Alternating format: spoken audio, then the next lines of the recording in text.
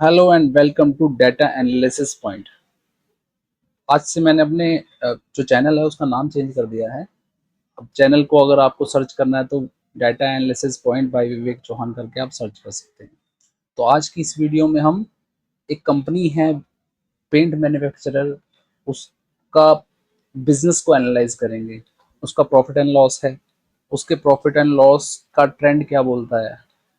अब देखा जाए तो कंपनी की जो फाइनेंशियल हेल्थ वो कौन बताता है? वो कंपनी के फाइनेंशियल्स बताते हैं, profit and loss balance sheet वो बताता है।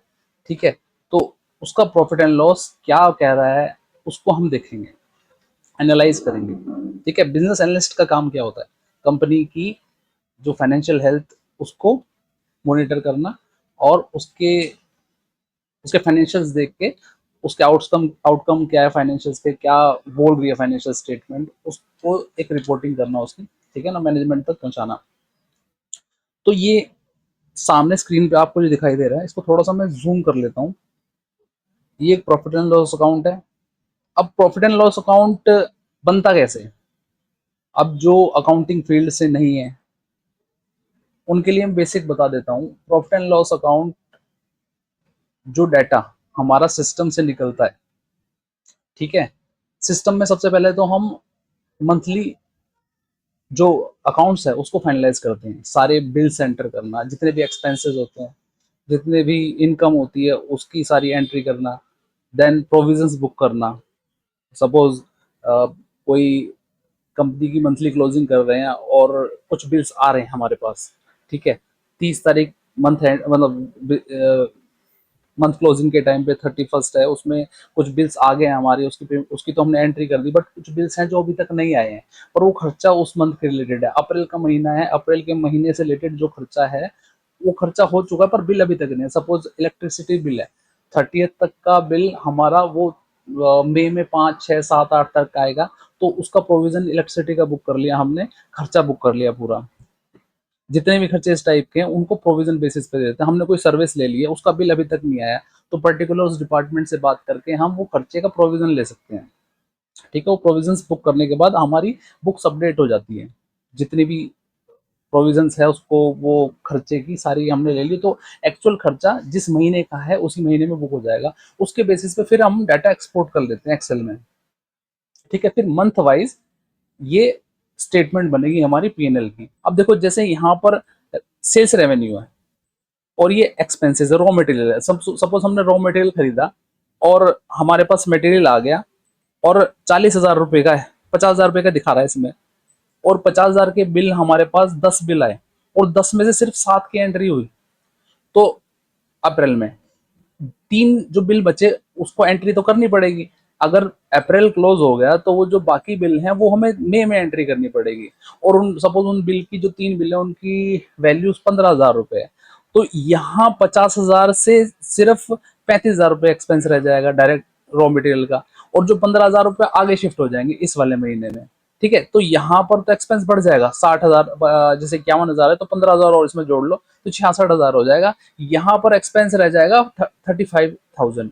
तो अचानक से एकदम मतलब जंप कर गया हमारा एक्सपेंस 35,000 से और 65,000।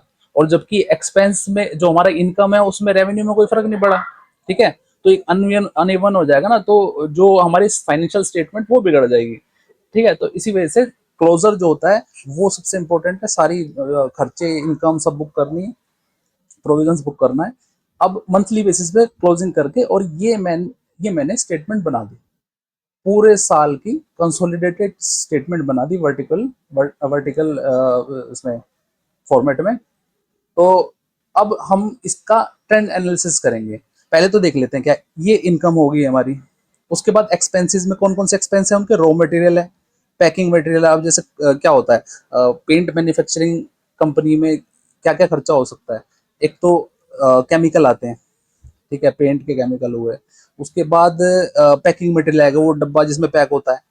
ठीक है, जो टिन वाले डब्बे होते हैं वो। उसके ऊपर एक और पैकेजिंग होती है जो कार्टन की पैकेजिंग होती है, वो हो गया। डायरेक्ट लेबर होगी जो कि फैक्ट्री में काम करती है। लेबर और एम्प्लॉय फर्क है दोनों में। जो फैक्ट्री में काम करता, प्लांट में काम करता, लेबर में आ गया। ठीक है, वो डायरेक्ट एक्सपेंस में होता है क्योंकि डायरेक्ट इन्वॉल्व है मैन्युफैक्चरिंग में, और एम्प्लॉय है वो इनडायरेक्ट एक्सपेंस में अगर एम्प्लॉय का कोई सैलरी होती है, क्योंकि वो डायरेक्ट मैन्युफैक्चरिंग या फैक्ट्री ओवरहेड नहीं है, वो एक तरह से एडमिन एक्सपेंसेस में आता है। ठीक है, तो ये डायरेक्ट एक्सपेंस मैन्युफैक्चरिंग कॉस्ट, देखो ये सारे मैन्युफैक्चरिंग कॉस्ट में आ गए ना, manufacturing overhead, direct labour, packaging और ये। ठीक है, और ग्रॉस प्रॉफिट निकल के आ गया। ग्रॉस प्रॉफिट क्या होता है? Income minus revenue minus direct overhead जितने भी होते हैं। ठीक है, जो फैक्ट्री से रिलेटेड है, उसमें फैक्ट्री की इलेक्ट्रिसिटी हुई, जो भी है, जो खर्चे सारे इसमें आएंगे, वो ग्रॉस प्रॉफिट बचता है हमारा। इसके बाद अब उसके बाद ऑपरेटिंग एक्सपेंसेस जितने भी होते हैं जो हमारे ऑफिस से रिलेटेड है, अदर देन जो फैक्ट्री से के एक्सपेंस है, वो सारे के सारे हमारे ऑपरेटिंग एक्सपेंस में आएंगे। सेलिंग, डिस्ट्रीब्यूशन, एडवर्टीजमेंट हुआ, और research and development, other operating, और ये तो अभी मैंने मिनिमम 4-5 ही लिखे हैं इसमें। और एम्प्लॉय सैलरी हो गया, एडमिनिस्ट्रेशन एक्सपेंसेस के अंदर ही हो सकता है कि एम्प्लॉय सैलरी भी हो, स्टाफ वेलफेयर, और क्या हो सकता है, एडवर्टीजमेंट मैंने बता दिया।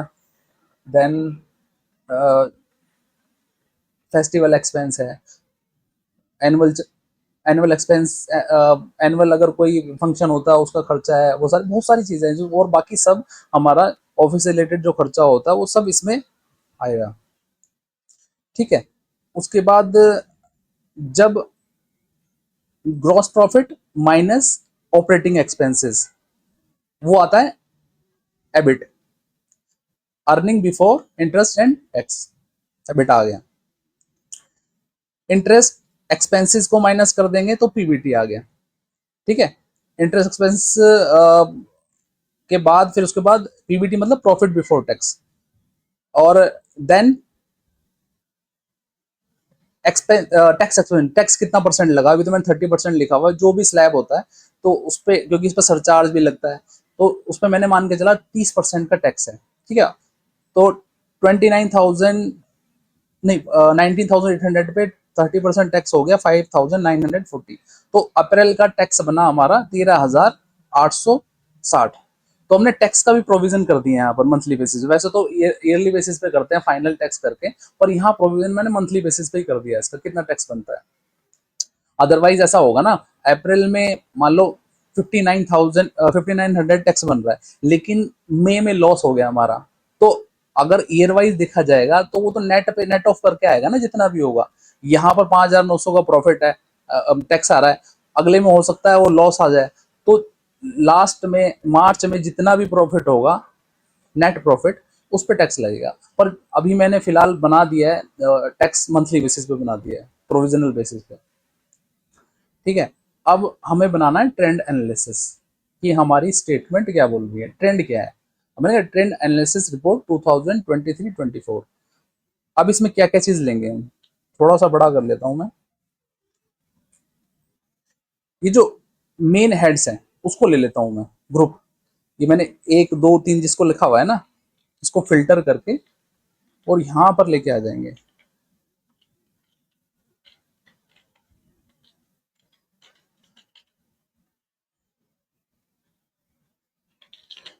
ठीक है, इसको कॉपी और देन यहां पर पेस्ट कर लेते हैं। अब मैं जो इसमें ट्रेंड बनाऊंगा ना, तो मैं ट्रेंड में अप्रैल 23 को बेस मंथ मान लूंगा।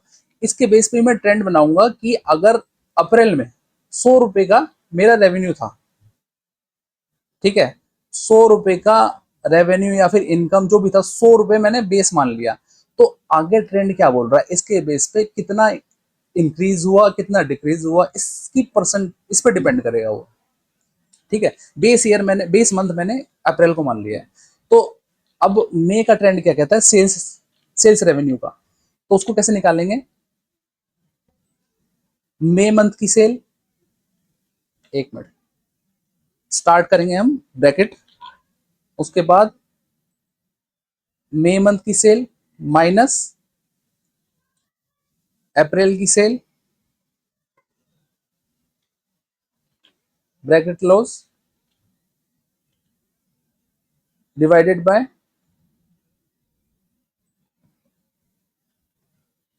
अप्रैल की अप्रैल की सेल दोबारा, ठीक है, ये हमारा इंक्रीज हुआ है, इसको 100 से मल्टीप्लाई करेंगे, 100 से, देन प्लस कर देंगे हमारा जो सेल्स रेवेन्यू अप्रैल का, हमने बेस अप्रैल का माना है 100, तो 100 से प्लस कर देंगे हम, ठीक है। तो अगर 100 रुपए की सेल अप्रैल में है तो ट्रेंड के हिसाब से मई में 101 रुपए और 80 पैसे की सेल है, जून में 104 हो गई, तो मार्च तक मैं इसको ड्रैग कर लेता हूँ सारे में, ठीक है। मैं अभी इसको पॉज करके और सबको फॉर्मूला लगाने के बाद फिर दोबारा से आता हूँ मैं। अच्छा, तो ये ट्रेंड यहाँ पर मैंने सारे फॉर्मूले लगा दिए। तो अब यहाँ पर अगर देखें तो सेल्स रेवेन्यू अगर अप्रैल में 100 रुपये था तो सितंबर में 136 हो गया, दिसंबर में 150, फरवरी में 116 और 113। अब ये देखो आप ना, 100, 101, 104, 107, 109 ठीक चल रहा था, सितंबर से एकदम से 136 हो गया, 145, 140, 150, फिर दोबारा से 118 आ गया। अब ट्रेंड को एनालाइज करना यही तो होता है ना, कि फाइनेंशियल बनाना और प्रेजेंट करना दो अलग चीज़ है। अकाउंटेंट जो होता है वो फाइनेंशियल बनाना है, सिर्फ डाटा एंट्री कर दी, प्रेजेंट करना डाटा एनालिस्ट का या फाइनेंशियल एनालिस्ट का काम है, बिजनेस एनालिसिस वाले का काम है, ठीक है। तो अब यहाँ पर ट्रेंड एनालाइज करना है हमें। अगर ये इमीडिएट स्पाइक आ रहा है सेल में, टोटल इनकम में स्पाइक आ गया, वो किस वजह से आ रहा है, अब देखते हैं। अगर यहाँ पर सेल में स्पाइक आ रहा है तो क्या खर्चे में भी स्पाइक आया है? अब देखो मैन्युफैक्चरिंग कॉस्ट, इसको देखोगे तो ये 100 रुपये, 101, 103, 105, 107, फिर सितंबर में 122 हो गया सीधा, मतलब 13 पॉइंट का फर्क आ गया। यहाँ पर 9 से 36 हुआ था इनकम, जो कि लगभग 25 का 26-27 का फर्क आया था, और यहाँ पर 13 का फर्क आ गया।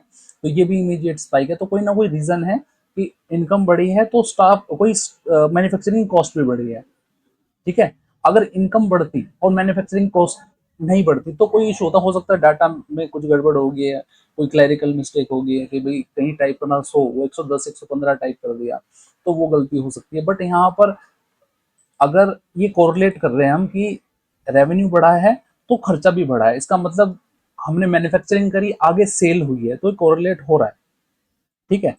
उसके बाद बाकी एक्सपेंस भी बढ़ रहे हैं, देखते हैं। ऑपरेटिंग एक्सपेंसेस वो भी बढ़ रहे हैं, यहाँ पर देखो 100, 101, 104, 106, 108, 122, सीधा 122 हो गया। फिर देखो यहाँ 127, और उसके बाद फिर जनवरी में 110, 108, मतलब सारे खर्चे जो है ना और इनकम वो बढ़ रही है। सितंबर से स्पाइक होना स्टार्ट हुआ और दिसंबर तक स्पाइक हुआ, और उसके बाद जनवरी से फिर डिप आ गया इसमें, राइट। अब इसको ना परसेंटेज में कैलकुलेट करते हैं, क्या परसेंट है। यहाँ अप्रैल को तो हम कंपेयर नहीं कर सकते क्योंकि मार्च से कंपेयर करना पड़ेगा, मई से कंपेयर कर सकते हैं हम। तो क्या करेंगे हम, is equal to, bracket start करो,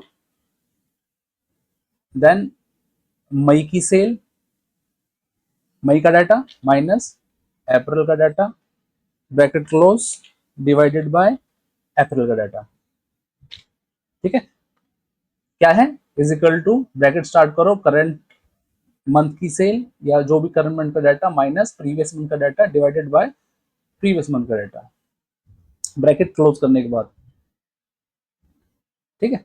अब इसको कॉपी करके मैं नीचे तक पेस्ट कर देता हूँ, कॉपी एंड देन पूरा यहाँ तक पेस्ट कर देंगे, तो सेम एग्जैक्ट डाटा उठाएगा वहां से। अब मैं इसको परसेंटेज वाले फॉर्मेट में ले आता हूँ, ये यहाँ से आएगा, डेसिमल्स 2 कर लेते हैं, थोड़े से। अब देखो, अब मैं एक काम करता हूँ, इसमें कंडीशनल फॉर्मेटिंग लगा देता हूँ कि अगर 20% से ज्यादा, 10% से ज्यादा कहीं कोई चेंजेस हो रहे हैं तो उसको,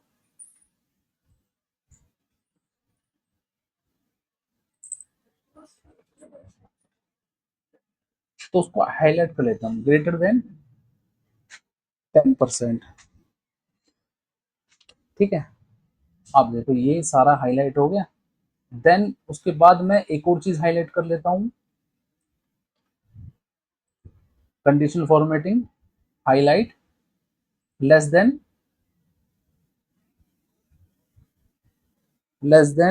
0%।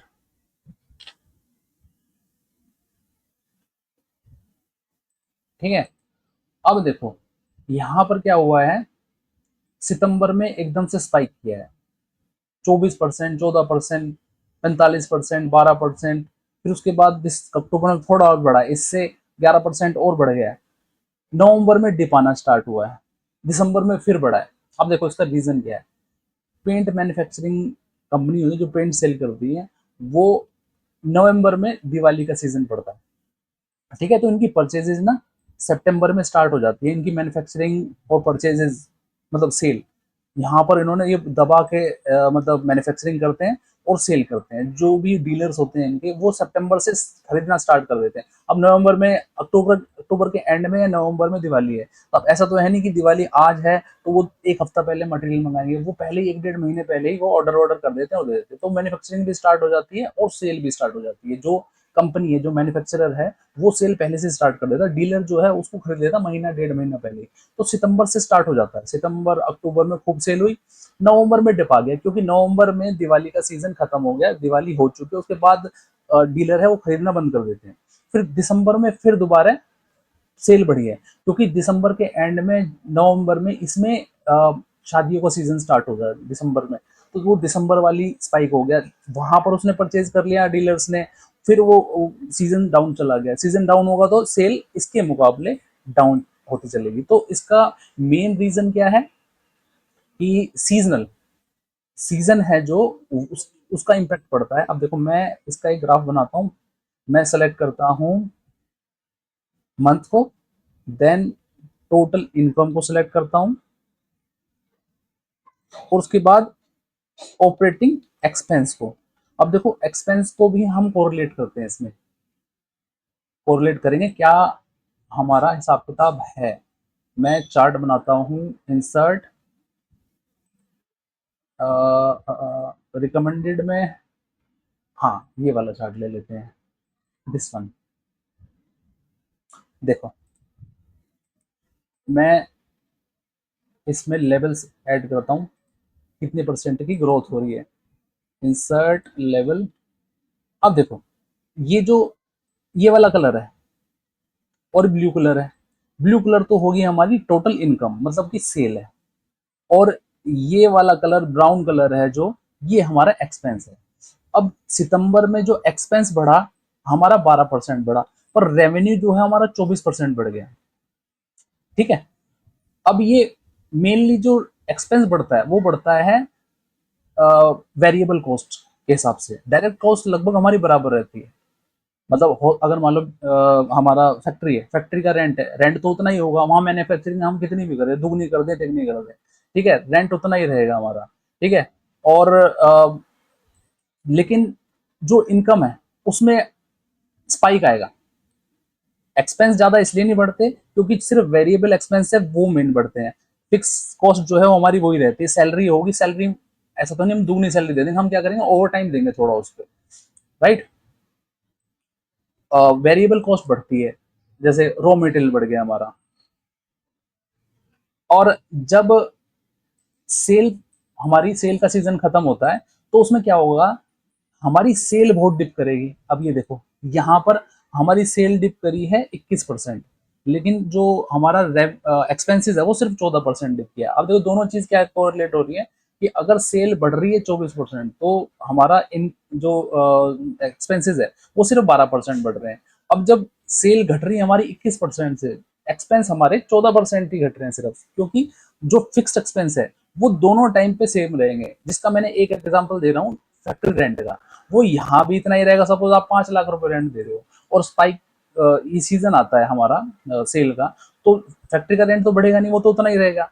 और सिमिलरली जब हमारा सीजन चला जाएगा, सेल डिप हो जाएगी, तो हमारी वेरिएबल कॉस्ट कम होगी जो कि हमारा रॉ मटेरियल और सारी चीज, लेकिन जो फिक्स कॉस्ट है वो हमारी उतनी ही रहेगी। तो फिक्स्ड वाला पोर्शन है वो तो कम नहीं होगा। तो इसी वजह से क्या होता है, जो हमारी सेल होती है वो बढ़ती भी ज्यादा है और घटती भी ज्यादा है। एक्सपेंस है वो घटता भी कम है और बढ़ता भी कम है सेल्स के मुकाबले में।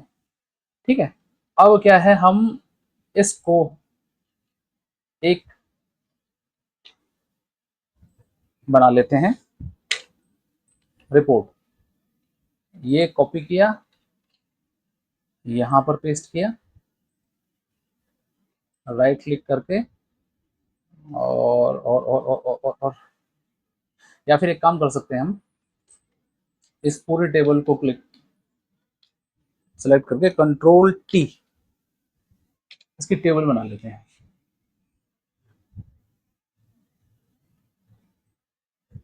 टेबल बन गई हमारी। सिमिलरली इसको भी हम यही करते हैं। पहले तो इसका ये जो चार्ट है ना, चार्ट को नीचे लेके आना पड़ेगा। चार्ट नीचे आ गया, इसको भी सेलेक्ट किया पूरा, control T and enter, copy करके पूरा, और हम वर्ड फाइल में यहाँ पर राइट क्लिक करके, और इसको हम देखते हैं किस फॉर्मेट में पेस्ट करना है, लिंक में करना है, इमेज में करना है, या फिर इसमें करना है, वो देखना पड़ेगा हमें। ये मैंने इसे पेस्ट कर दिया थोड़ा सा ऊपर, ठीक है। अब हमारा जो चार्ट है, अब चार्ट को हम यहाँ पर इसके नीचे पेस्ट कर देते हैं। इस पर डबल क्लिक करेंगे हम, तो यहाँ पर वही जो पिछली वीडियो में भी देखा हुआ मेरा, इसको चार्ट का बैकग्राउंड है ना, उसको ट्रांसपेरेंट कर लेते हैं, कॉपी, और इसमें कंक्लूजन भी डालना है हमें, ये तो हम डाल ही रहे हैं। देन इसके बाद हम कंक्लूजन भी डालेंगे कि इस वजह से मैनेजमेंट को प्रेजेंट तो ऐसे ही करना पड़ेगा ना कंक्लूजन के साथ में, कि ये डाटा है क्या, क्या कह रहा है डाटा हमारा। इसका थोड़ा और ऊपर, हाँ अब आ गया हमारा। इसको हम पूरा नीचे तक, यहाँ तक लेके आते हैं, क्योंकि अलाइनमेंट ठीक लगे ना, पूरी इस टेबल के नीचे आ जाएगा, ये टेबल के बराबर हो जाएगा, और इसको ड्रैग करके बिल्कुल टेबल के नीचे, ठीक है। इसको हम डालेंगे ट्रेंड एनालिसिस 2023-24, बोल्ड कर दिया। देन अब नेक्स्ट शीट में हमारी डालेंगे हम दूसरी टेबल, ये वाली, कॉपी,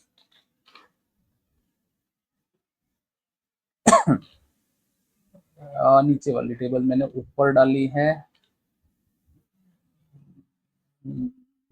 इसको कॉपी करके,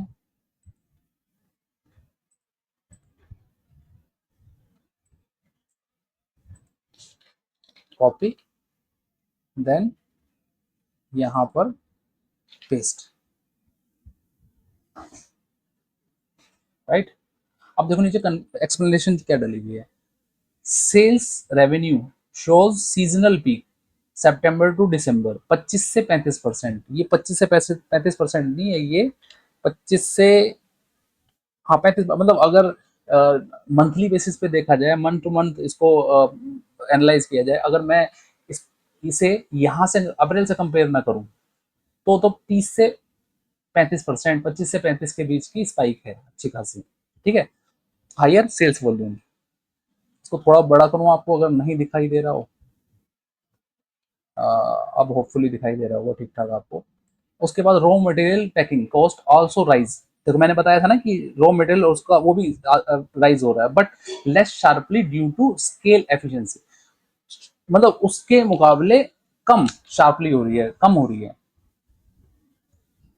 और उसके बाद labour overhead increase slightly to support higher production, अगर लेबर कॉस्ट देखोगे वो भी बढ़ रही है, क्योंकि लेबर कॉस्ट जब बढ़ेगी जब आप प्रोडक्शन ज्यादा करोगे, ओवर टाइम देना पड़ेगा, ठीक है। Operating expenses, marketing, admin, R&D ये भी बढ़ रही है, जैसे मैंने आपको दिखाया था, ये भी इंक्रीज हो रही है। Assume fix asset, fix asset तो एडजस्टेबल है,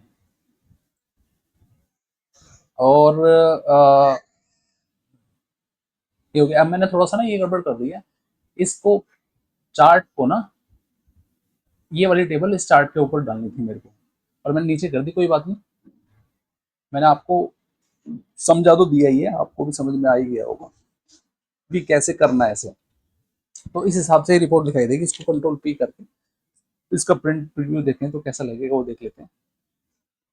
ये रिपोर्ट कुछ ऐसी दिखाई देगी, ठीक है। इसको थोड़ा सा मॉडिफाई कर सकते हैं ऊपर नीचे करके, इसके अलाइनमेंट करके। तो ये सेल्फ एक्सप्लेनेटरी है, साफ बोल रही है रिपोर्ट कि क्या हम समझाना चाह रहे हैं, ट्रेंड क्या बोल रहे हैं, किसी को भी समझा सकते हो आराम से। और नीचे इसकी एक्सप्लेनेशन दे दी है, ठीक है। रीजनिंग बोलते हैं जिसको, रीजनिंग दे दी है। जैसे वेरिएंस एनालिसिस बना रहे हो, उसके साथ में रीजनिंग भी देनी पड़ती है। अब वेरिएंस तो बना दिया आपने, ये इतना था और ये इतना हो गया है, इतना कम हुआ है, इतना ज्यादा हुआ है, बट क्यों हुआ है, ठीक है। मेन तो वो है ना, मैनेजमेंट को इससे मतलब नहीं कम हुआ ज्यादा हुआ, पर क्यों हुआ उससे ज्यादा मतलब होता है, ठीक है। होपफुली आपको पसंद आएगी वीडियो, अच्छी लगी होगी। तो अगर लगी है तो लाइक करो, चैनल को सब्सक्राइब करो और बेल आइकन दबाओ।